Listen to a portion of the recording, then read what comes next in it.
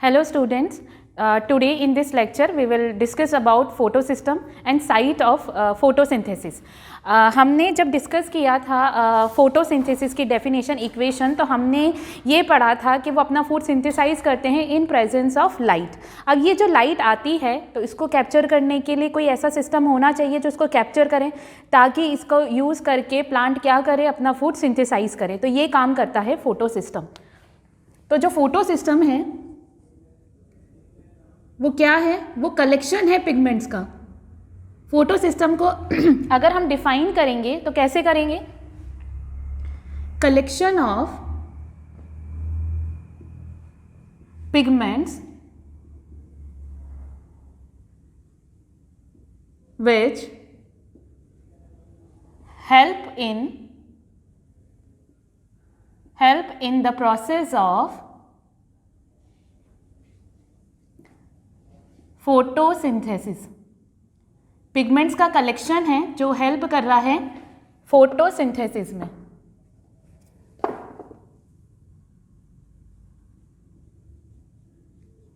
Pigments हमने previous lecture में पूरा डिस्कस किया था डिटेल में कि पिगमेंट्स क्या होते हैं। ऐसे बायोलॉजिकल मॉलिक्यूल्स होते हैं जो एक पर्टिकुलर वेवलेंथ की लाइट को क्या करेंगे, एब्जॉर्ब करेंगे, या अपनी कैपेसिटी के अकॉर्डिंग क्या करते हैं, लाइट को एब्जॉर्ब करते हैं, और इन्हीं के कलेक्शन को हम क्या बोलते हैं, फोटो सिस्टम। अब ये जो फोटो सिस्टम है इसका कॉन्सेप्ट दिया था इमर्सन ने। इमर्सर और उनके जो कोवर्कर्स थे उन्होंने एक्सपेरिमेंट परफॉर्म किया, जिसके अंदर उन्होंने प्लांट को अलग अलग वेवलेंथ की जो लाइट थी उससे एक्सपोज किया और देखा कि जो रेट ऑफ फोटोसिंथेसिस है वो रेट ऑफ फोटोसिंथेसिस क्या रहेगी अलग अलग वेवलेंथ पर। तो जो इमर्सन थे उन्होंने एक एक्सपेरिमेंट परफॉर्म किया। उस एक्सपेरिमेंट में उन्होंने क्या देखा? रेट ऑफ फोटोसिंथेसिस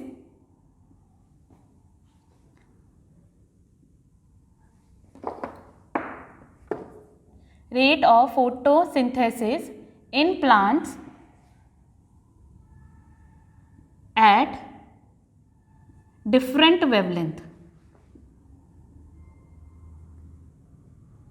अलग अलग वेवलेंथ पे देखा कि उन्होंने रेट ऑफ फोटोसिंथेसिस प्लांट में क्या रहती है, और जो रेट ऑफ फोटोसिंथेसिस है उनको उन्होंने डिफाइन किया एज अ फोटोसिंथेटिक यील्ड।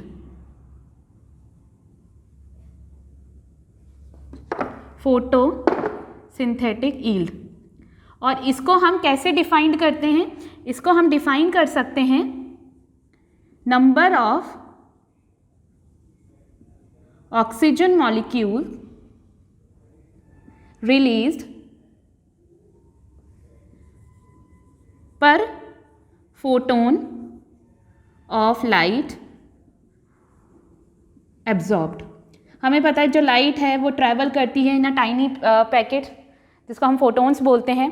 तो फोटोसिंथेटिक यील्ड को हम कैसे डिफाइन कर सकते हैं? Number of oxygen molecule release per photon of light absorbed. तो एमर्सन ने एक्सपेरिमेंट परफॉर्म किया और वहाँ पर एक्सपोज किया प्लांट को at different wavelength to different wavelength, और उन्होंने मेजर किया रेट ऑफ फोटोसिंथेसिस। तो उन्होंने ये देखा कि जब वो अलग अलग वेवलेंथ की लाइट से प्लांट को एक्सपोज कर रहे हैं तो उन्होंने देखा कि एक सर्डन डिक्लाइन आता है आफ्टर 680 नैनोमीटर, जो है रेड रीजन। उन्होंने देखा कि एक सर्डन ड्रॉप आया है, एक डिक्लाइन आया है आफ्टर 680 नैनोमीटर, और उसको उन्होंने डिफाइन किया एज अ रेड ड्रॉप। जब उन्होंने एक्सपोज किया तो 680 नैनोमीटर के बाद क्या हुआ? रेट ऑफ फोटोसिंथेसिस जो है वो डिक्लाइन हो गई या डिक्रीज हो गई, तो उसको उन्होंने डिफाइन किया as a red drop, sudden decline in rate of photosynthesis after 680 nanometre, जो है रेड रीजन। इसके बाद तो उसको उन्होंने डिफाइन किया एज अ रेड ड्रॉप। अब उन्होंने अपना एक्सपेरिमेंट कंटिन्यू रखा और एक्सपोज किया प्लांट को to smaller as well as longer wavelength simultaneously. Longer shorter wavelength से जब उन्होंने प्लांट को एक्सपोज किया तो उन्होंने ये देखा कि जो फोटोसिंथेटिक यील्ड है वो हाई आई, जो रेट थी फोटोसिंथेसिस की वो कैसी थी? हाई थी। और उसको उन्होंने डिफाइन किया या उसको बोला कि ये Emerson enhancement effect. When he exposed plant to shorter as well as longer wavelength of light, तो रेट ऑफ फोटोसिंथेसिस क्या रहा? High. Rate of photosynthesis is quite high. पहले तो उन्होंने ये देखा कि आफ्टर 680 नैनोमीटर क्या हो गया है, जब इंडिविजुअल वेवलेंथ अलग अलग वेवलेंथ की लाइट से जब उन्होंने प्लांट को एक्सपोज किया तो रेट ऑफ फोटोसिंथेसिस उन्होंने ये देखा कि 680 नैनोमीटर के बाद क्या हो गई है, डिक्रीज हो गई है. लेकिन जब उन्होंने शॉर्टर और लॉन्गर वेवलेंथ मतलब 680 nanometer, less than 680 nanometer, more than 680 nanometer, जब उन्होंने इस वेवलेंथ की लाइट से प्लांट को एक्सपोज किया तो उन्होंने देखा कि जो रेट ऑफ फोटोसिंथेसिस है वो क्या आई है, हाई आई है. तो यहाँ जो रेट थी वो हाई थी और इसी को बोला इमर्सन इन्हांसमेंट इफेक्ट. और ये कंक्लूड किया अपने एक्सपेरिमेंट से कि यहाँ पर दो टाइप के फोटो सिस्टम जो हैं वो काम कर रहे हैं इन अ कोऑर्डिनेटेड वे. तो इसी को बोलते हैं इमर्सन एनहांसमेंट इफेक्ट और इमर्सन इफेक्ट. और इसी एक्सपेरिमेंट का से उन्होंने कंक्लूड किया कि दो फोटो सिस्टम हैं जो एक साथ काम कर रहे हैं एक कोऑर्डिनेटेड मैनर में.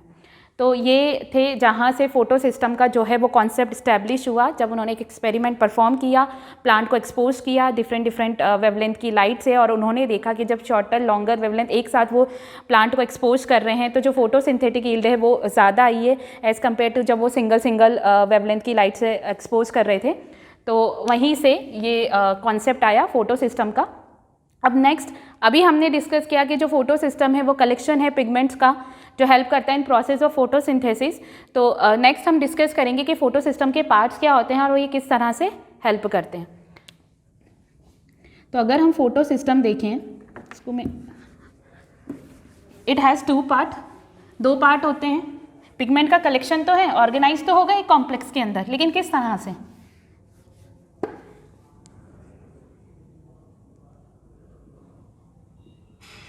Photo system it has two part. एक है main reaction centre. Reaction centre ऐसे नेम से जो है इंडिकेट कर रहा है कि यहाँ पर क्या होगा, मेन रिएक्शन फोटोसिंथेसिस की क्या होगी, स्टार्ट होगी. और सेकेंड पार्ट है लाइट हार्वेस्टिंग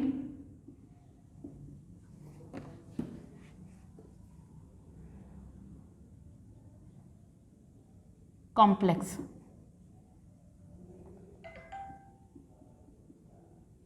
जिसको हम क्या बोलते हैं, LHC. अब जो रिएक्शन सेंटर है ये हेल्प करता है in electron transport, helps in electron transport और मेनली कंसिस्ट ऑफ क्लोरोफिल ए.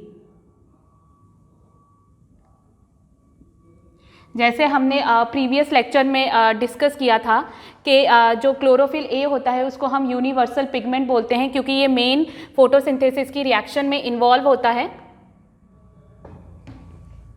और ये जो है मेन रिएक्शन सेंटर बनाता है. लाइट हार्वेस्टिंग कॉम्प्लेक्स जो है ये क्या करते हैं, helps in energy transfer, consist of all other molecules, all other pigments except chlorophyll A. Chlorophyll A के अलावा जितने भी पिगमेंट्स हैं जो हमने पढ़े थे, इन पिगमेंट वाला जो सेक्शन था हमारा, वहाँ पर हमने डिस्कस किया था कि क्लोरोफिल ए है, यूनिवर्सल पिगमेंट है, मेन पिगमेंट है जो फोटोसिंथेसिस की रिएक्शन में इन्वॉल्व होता है, वो तो बनाता है रिएक्शन सेंटर. और जो लाइट हार्वेस्टिंग कॉम्प्लेक्स है ये है अदर मॉलिक्यूल, जो अदर पिगमेंट है एक्सेप्ट क्लोरोफिल ए, और जितने भी हमने पिगमेंट्स पढ़े थे वो सब मिलकर क्या बनाते हैं, लाइट हार्वेस्टिंग कॉम्प्लेक्स. और इनका काम होता है एनर्जी को ट्रांसफ़र करना, कहाँ पर, क्लोरोफिल ए मॉलिक्यूल पे। तो ये क्या करते हैं, जब लाइट आएगी तो उस लाइट को कैप्चर करने के लिए प्लांट के पास कोई सिस्टम होना चाहिए, तभी तो वो लाइट की प्रेजेंस में अपने फूड को सिंथेसाइज करेगा। तो वो लाइट को पकड़ने वाला काम कौन करता है, फोटो सिस्टम। ये मेन रिएक्शन सेंटर है क्लोरोफिल ए, और इसके पास, इसके अराउंड जो है ये इस तरह से पिगमेंट्स जो हैं वो अरेंज हो जाते हैं। ऑल अदर पिगमेंट्स, कैरोटीनॉइड्स हो गए, chlorophyll A, chlorophyll B C हो गया, ठीक है, ज़ैंथोफिल्स हो गए, वो इस तरह से क्या होंगे, अरेंज हो जाते हैं। और जैसे ही सनलाइट आएगी, ये लाइट है, ये क्या करेंगे, अपनी अपनी कैपेसिटी के अकॉर्डिंग लाइट को एब्जॉर्ब करेंगे और कहाँ पास करेंगे, नेक्स्ट मॉलिक्यूल, इस तरह से। और फाइनली ये सारी एनर्जी को एब्जॉर्ब करके कहाँ ट्रांसफ़र कर देंगे, क्लोरोफिल ए मॉलिक्यूल जो रिएक्शन सेंटर है यहाँ पर पास कर देंगे। अब क्या होगा, यहाँ इसके जो इलेक्ट्रॉन्स हैं वो क्या होंगे, एक्साइट हो जाएंगे। एनर्जी को एब्जॉर्ब किया तो कहाँ चले जाएंगे, हायर एनर्जी लेवल पर, या एक्साइटेड होंगे, और ये यहाँ से क्या करेगा, इलेक्ट्रॉन्स को रिलीज करेगा। तो ये जो क्लोरोफिल ए है ये तो हो गया रिएक्शन सेंटर, और ये जो हैं अदर पिगमेंट्स ये हो गए लाइट हार्वेस्टिंग कॉम्प्लेक्स। तो इस तरह से क्या होता है, फोटो सिस्टम काम करते हैं। अभी जैसे हमने देखा कि इमर्सन ने ये अपना कंक्लूड किया था अपने एक्सपेरिमेंट से कि 2 टाइप के फोटो सिस्टम हैं। तो जो फोटो सिस्टम है वो 2 टाइप्स के हैं, जिसमें रिएक्शन सेंटर जो है वो क्लोरोफिल ए मॉलिक्यूल है, लेकिन दोनों का जो लाइट को जो एब्जॉर्ब कर रहे हैं जिस वेवलेंथ की, वो दोनों क्या है, अलग अलग। एक काम करता है 700 नैनोमीटर पर और एक काम करता है 680 नैनोमीटर पर।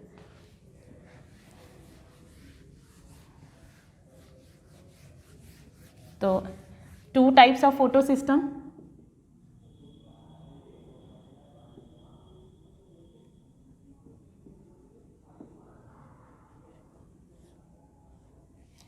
फोटो सिस्टम, इसको हम रिप्रेजेंट कर सकते हैं as PS, photo system 1, photo system 2। नाम इनका किस जैसे ये डिस्कवर्ड किए गए तो नाम इनके रख दिए गए। तो photo system 1 absorb at 700 nanometer, ये है 680 नैनोमीटर। तो ये है types of photo system. Next जो हम डिस्कस करेंगे वो है साइट ऑफ फोटोसिंथेसिस। हमने स्टार्ट किया था nutrition in plant, the process by which plant synthesize their own food is known as photosynthesis. Photosynthesis क्या कर रहे हैं, सिंपल इनऑर्गेनिक मॉलिक्यूल को यूज़ कर रहे हैं, अपना फूड सिंथेसाइज कर रहे हैं in presence of light and chlorophyll, और ऑक्सीजन रिलीज कर रहे हैं। तो हमने 1 बाय 1 हर चीज़ को डिस्कस किया। कार्बन डाइऑक्साइड कैसे ले रहे हैं, कहाँ से आ रहा है, किस फॉर्म में ले रहे हैं, वाटर कहाँ से आ रहा है, कौन सा पार्ट इन्वॉल्व है इन एब्जॉर्प्शन ऑफ वाटर। उसके बाद हमने लाइट डिस्कस की कि कौन सा सोलार रेडिएशन जो होते हैं उसके कौन से रीजन में जो है फोटोसिंथेसिस प्लांट परफॉर्म करते हैं।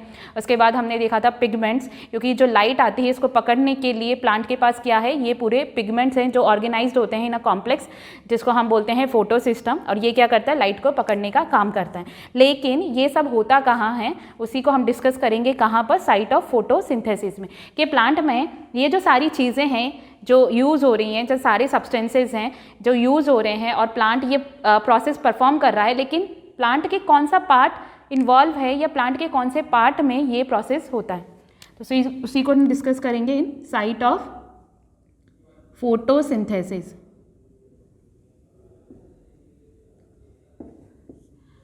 साइट ऑफ फोटोसिंथेसिस हमें पता है प्लांट भी परफॉर्म करते हैं, और प्लांट के अलावा कुछ बैक्टीरिया ऐसे होते हैं जो क्या कर रहे हैं, फोटोसिंथेसिस परफॉर्म कर रहे हैं। तो वो किसके एग्जांपल हैं, प्रोकैरियोट्स के। तो हम दोनों ऑर्गेनिज्म में देखेंगे। अगर हम इन प्रोकैरियोट्स में बात करें तो प्रोकैरियोट या प्रोकैरियोटिक सेल वो सेल होते हैं जो इनकम्प्लीट हैं, जहाँ पर सेल ऑर्गेनल मोस्टली सारे एब्सेंट होते हैं एक्सेप्ट राइबोसोम, सिर्फ वही वहाँ पे प्रेजेंट होंगे। तो यहाँ पर होता है वो क्रोमैटोफोर में। क्रोमैटोफोर्स जो होते हैं ये एक्सटेंशन होते हैं मेम्ब्रेन के इन साइटोप्लाज्म, और यहीं पर पिगमेंट्स प्रेजेंट होते हैं। कि अगर मैं एक सिंपल डायग्राम बनाऊँ बैक्टीरिया का, एक सिंपल, तो ये इस तरह से मेम्ब्रेनस एक्सटेंशन होते हैं, इन्हीं को हम क्या बोलते हैं, क्रोमैटोफोर्स। और यहीं पर क्या प्रेजेंट होते हैं, पिगमेंट्स प्रेजेंट होते हैं जो हेल्प करेंगे in the process of photosynthesis. तो ये तो बात हुई प्रोकैरियोट्स की। नेक्स्ट आता है इन यूकैरियोट्स। प्लांट्स में अगर हम बात करें कि फोटोसिंथेसिस की जो साइट है वो क्या होती है, लीफ।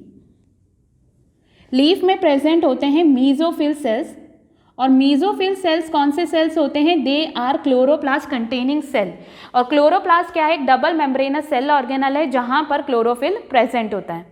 तो मीजोफिल सेल्स में क्या प्रेजेंट होगा, chloroplast.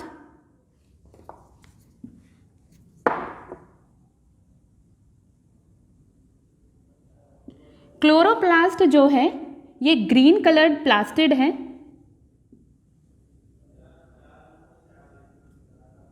Green coloured plastid.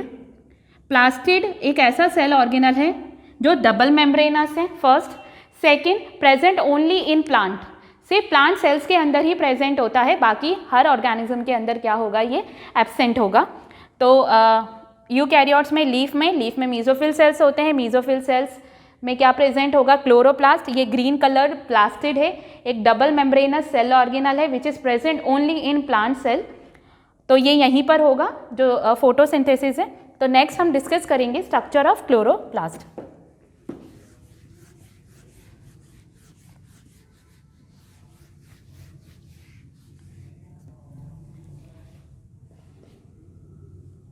Structure of chloroplast.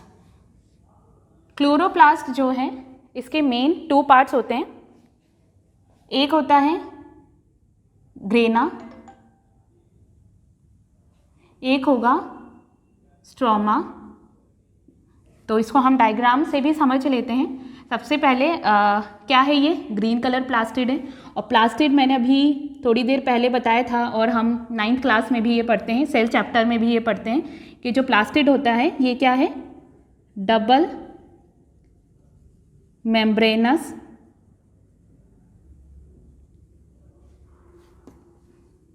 Cell organelle. Double membranous है मतलब 2 कवरिंग होगी इसकी, तो इस तरह से ये outer membrane and this one is inner membrane. तो ये तो हो गया आउटर मेम्ब्रेन, और ये वाला हो गया जो अंदर की साइड, इनर साइड पे प्रेजेंट है, वो हो गया इनर मेम्ब्रेन। अब यहाँ पर मैंने लिखा है क्लोरोप्लास्ट हैज़ 2 मेन पार्ट, एक ग्रेना और एक स्ट्रोमा। तो ये जो पूरा पार्ट नज़र आ रहा है इनसाइड द इनर मेम्ब्रेन, इसको हम क्या बोलेंगे, स्ट्रोमा।